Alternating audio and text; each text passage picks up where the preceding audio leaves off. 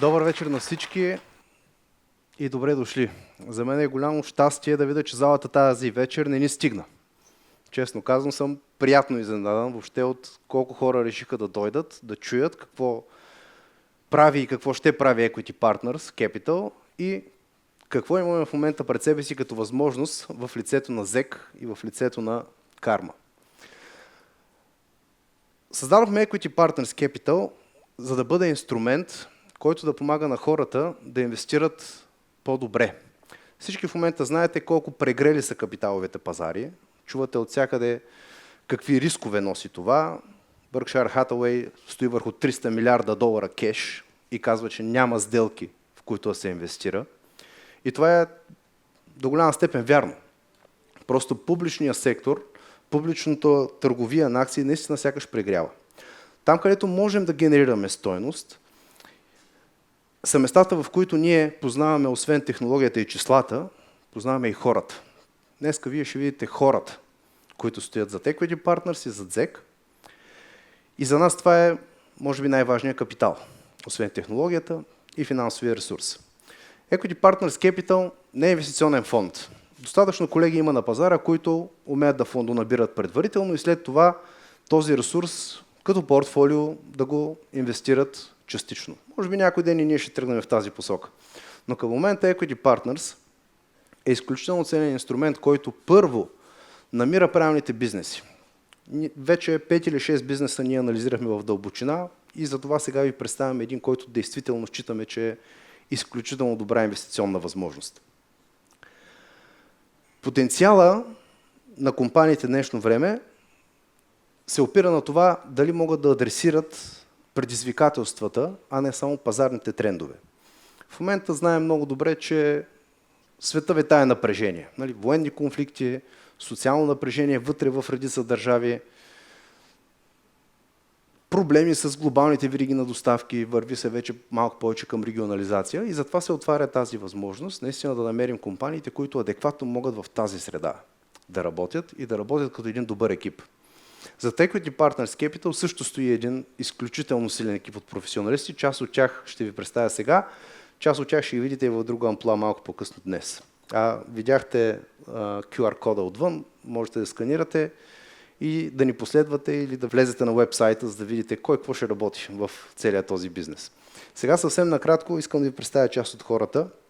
Тук с нас е Йонко Чуклев, нашия финансов директор. Повечето от вас го познавате, той е един от най-награждаваните CFO-та в момента в България, един от най-добрите публични говорители за реалните проблеми на икономиката в България и по света, трендовете.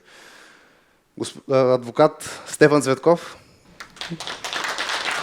Него също вярвам, че доста от вас го познават. Това е човека, който структурира едни от най-интересните сделки в M&A и в дялово инвестиране в България в момента. Господин Васил Шандурков. Той ще отговаря за връзката с инвеститорите и ако ви трябва самолетен билет до екзотична дестинация за възможно най-добрите условия, това е човека. Така че, ако има някой, на който визитката тази вечер трябва да вземете, това е той. Другите колеги ще ги видите също малко по-късно днес. И част от нашия екип е и господин Димитър Спасов. Димитър Спасов е човека, който създаде Kaufland България, който управлява Била дълго време и продължава да развива своята кариера в ритейла, в милиардни компании с милиардни обороти в България. Понеже продължава да изпълнява функции отново, както казвам, в голяма такава компания, спешно му се наложи да лети за Германия, така че не успя да се присъедини на нашето събитие, но той е председател на нашия Advisory Board. За нас консултативният съвет, Advisory Board, има много специална роля, защото ние имаме нужда от опит, и то в разнообразни индустрии, на който да можем да се опрем. Така че помолих го много спешно в движение да запише едно видео за вас, да адресира нашата аудитория и след това ще продължим. Уважаеми дами и господа, скъпи приятели и колеги, днес сме в ключов момент за капиталовите пазари и икономиката като цяло. Глобалните вериги се преструктурират, а технологиите трансформират всеки един сектор в реалната икономика.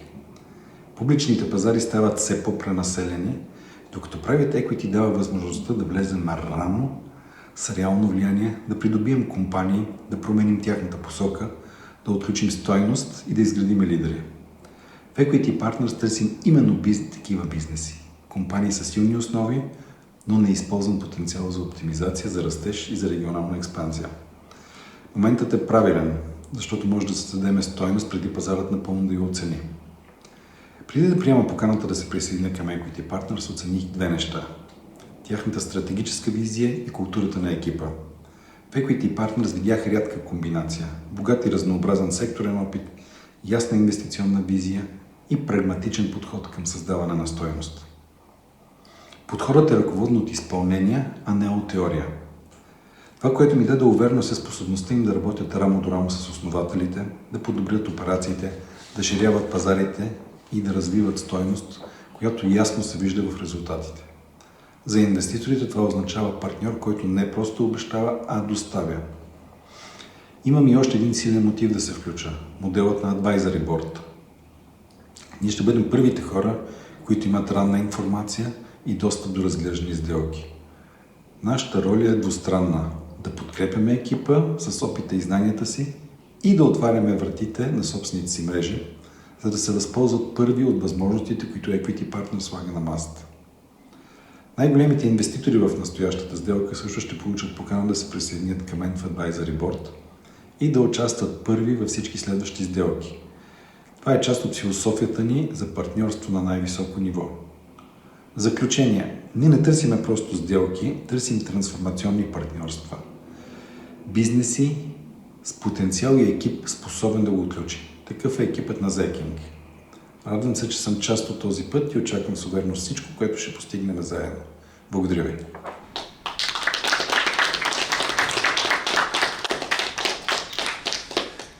Две думи за Зеки от мен. Преди 4 години, мисля, че беше, може да станаха вече и 5, като заместник кмет на София стартирахме първата програма за иновации на Столична община. Методологията за оценка на компаниите, които биха били подходящи, мина през Deloitte International, финансиран от Световната банка. И няколко компании решиха да се включат. Мисля, че в първия рунд 7 или 8 бяха. Една от тези компании беше ЗЕК. Тогава се запознах с тях и с техния екип. Заедно с тях направихме първата умна детска градина в София. И този проект всъщност е в основата на редица прогресивни награди и признания, които София получи в международен план, включително Европейската комисия включи столицата в 100-те умни и климатично неутрални градове на бъдещето. Мисля, че този продукт ще го видим и днес, малко по-късно. Това, което мен ме изуми, е, че от всички компании, с които работихме в тази програма, Пясъчник за иновации, те бяха единствените, с които аз нямах проблем. Всичко работеше, всичко беше на време и в крайна сметка абсолютно всички международни гости, които идваха у нас, ги водихме в тази детска градина, за да им покажем какво се направи. По обясними причини, някой не е толкова обясними от сцената, не се намери финансиране за скалиране на тези проекти, няма да се намери скоро, такава е структурата на средата, в която живеем.